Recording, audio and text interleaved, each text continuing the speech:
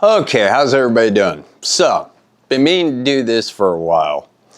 Now that my back's feeling better, I can. So, not saying you can't draw the sword from your back, but the question is it practical? Now, I gotta sit up here. This is the best I've got, okay? So I'm improvising here. What are the pros and cons to having a sword on your back? Okay. The pros to it is if you're carrying something like a great sword or an odachi, because there are images of that. Yeah, it's a great way to carry it because it's such a long sword.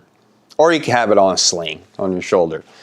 Nowhere does it show that they actually drew it from their back though. They probably unsheath it before battle, probably just drop the sheath or the saya, and then go into battle.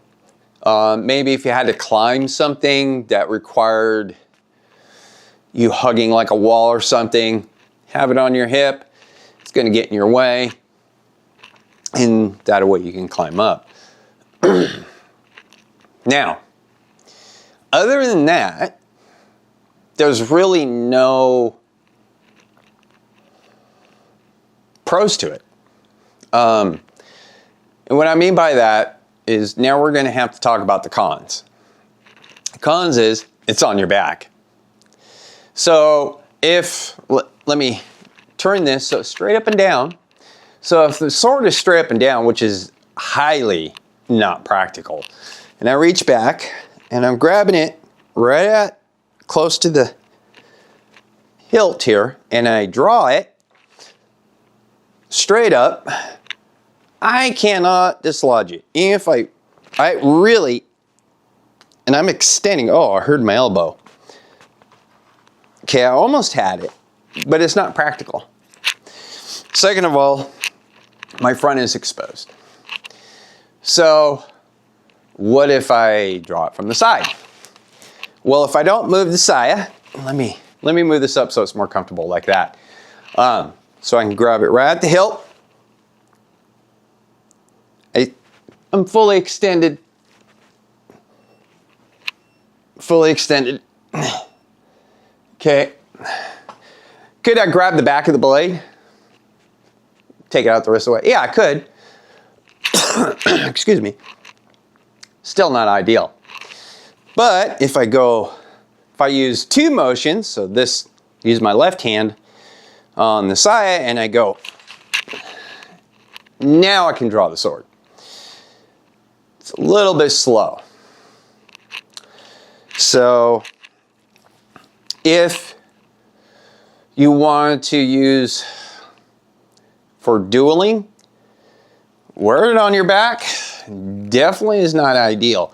If you had to use a sword in real life, have it on your back, not ideal.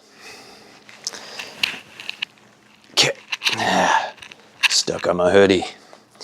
So now I've heard if you put the sword on your left side, it's a lot easier to draw. So let's take a look at that. See which way I want to go here. So I'll put this on the opposite side of me, like so. Okay.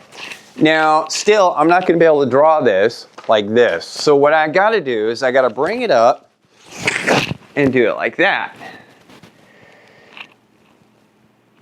Still not really ideal. The only advantage to this is maybe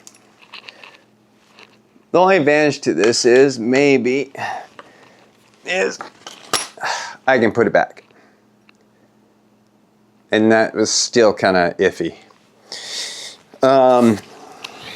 Thankfully, this is a practice sword, so there's no live edge on it. Now, I'm not saying you can't do it, because obviously you can. And these are my views on it. It's not practical. Especially with a katana. Having a katana strapped to your back takes away the advantage that the katana has. Because the katana is designed for speed, you could say. the way you wear it. So if you wear this in an obi belt, you can literally turn the sword in the direction that you want to strike. Okay. If I have this on my back, I can't do that. What do I mean by that? So if this is sitting in an obi belt, if I want to do horizontal slash, I turn the sword so it's going in that direction. If I want to do from bottom to up cut, under slash, I take it and I rotate it all the way upside down. So when I draw it out, the blade is going to be going in that direction. And then so on and so forth. So if I want to do an up cut, I can do that. And I'm still facing my opponent. So, but see, I can totally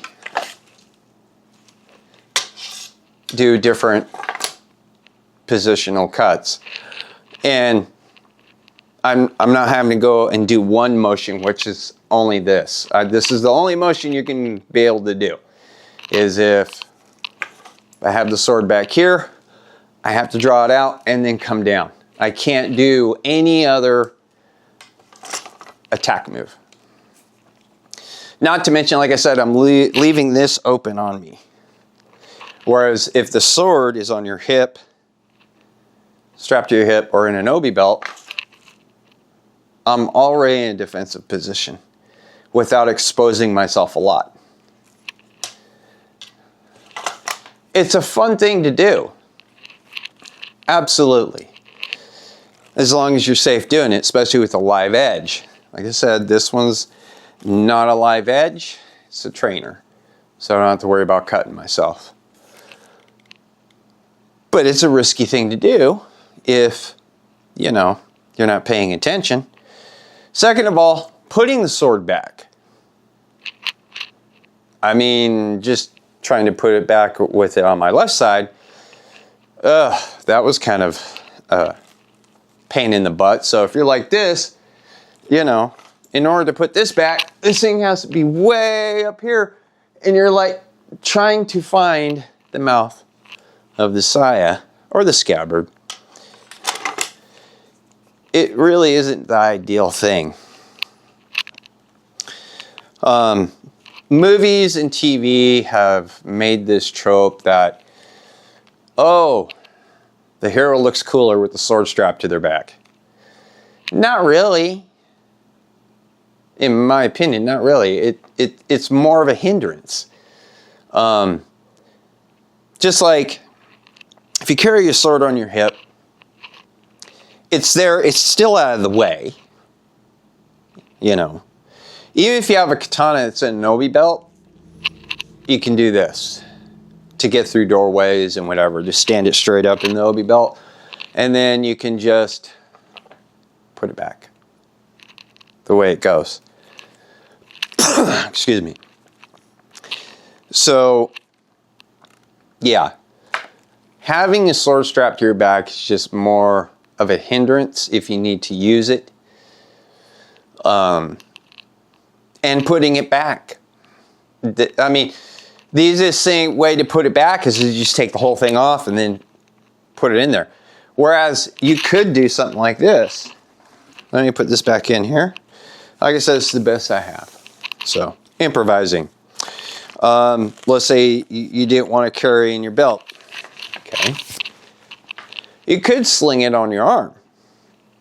Really, you could. And you could still be quick about it. You really could. Drawing your sword. Then have it on your back. And then when you putting it away is just as easy. And then you can just, you know, sling it back on your shoulder. If, you know, you need to carry it a different way. But unfortunately, like I said, movies have made it this trope that it's cool to have the sword on your back. I had a friend of mine, actually one of my coworkers wants to get a sword, a short one.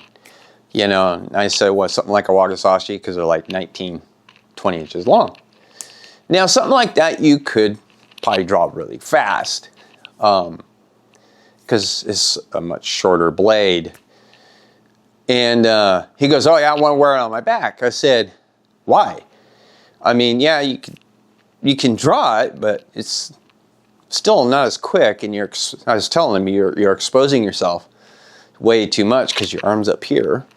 And I said, second, how do you put it away? Still, with a wakizashi, you got to look back here and find, you know, the mouth of the scabbard or saya. So it's best you're probably going to have to take it off and then resheath it. If you're going to do that, just wear it on your hip. It just doesn't work, unfortunately. So, yeah, I mean, I'm not going to try it with a wakizashi. Like I said, it's probably quicker with a wakizashi. Yeah, sure, because it's a shorter blade.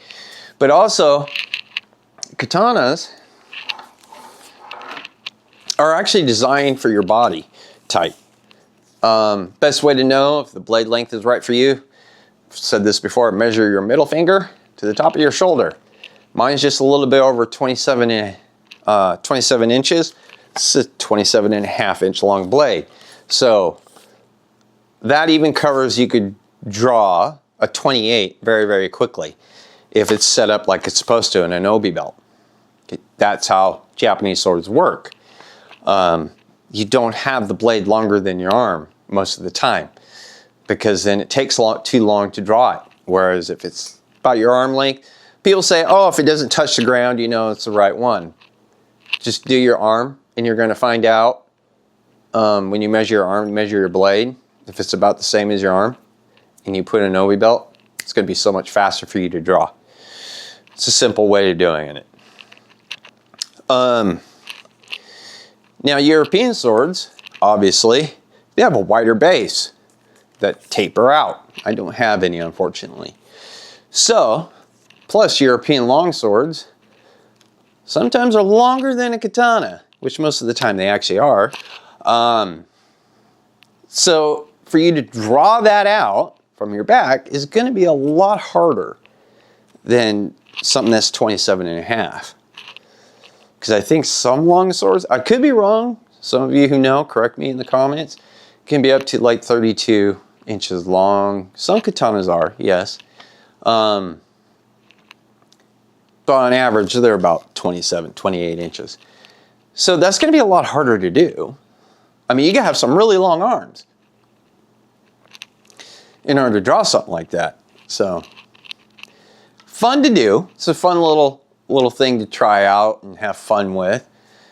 But if you actually have to use one, or let's say you go into like, you're dueling for fun, you know, and you go up against somebody who you've never gone up against before, you know, proper gear and everything, and you have your sword on your back, they're automatically going to know what your first move is. You're also telegraphing your actions. By reaching behind you to draw your sword. You've already told your opponent what you need to do. Whereas if you have your sword, like a European sword, obviously it's down here on your hip. Yeah, they already know you got to reach there, but they know now you can do it and be in a defensive, you know, position really quickly. So that right there, you know, is an issue. Same, like I said, with the katana. If it's in an obi belt, you can turn it any way you want. And if you're fast enough, your opponent won't catch it if you turn it to do like a horizontal strike. So that's the advantages of the katana and how it's designed and how it's worn. It all has a reason and a purpose. If you put this on your back, you take those advantages away from the sword. You don't want to do that. You also don't want to leave yourself exposed. Even if you have the sword on your back and you turn sideways and draw it, I'm still exposed. You never want to do the two things, especially you don't want to do when dueling with somebody is one, telegraphing your first movement to your enemy or to your opponent. That's very bad. Second, you want the most advantage that your sword gives you by wearing it properly, like hence a katana. You can turn this thing any way you want for a strike, just about. Also, you want to be able to get into a defensive move as fast as possible. On your back, takes too long. On the hip, you can do it pretty fast. And I'm not moving that fast. So, to do it, because you can move pretty fast if it's at your hip. So, anyways, that's all I have for you guys. Hopefully you found this informative, and we will see you on the next one. Take it easy.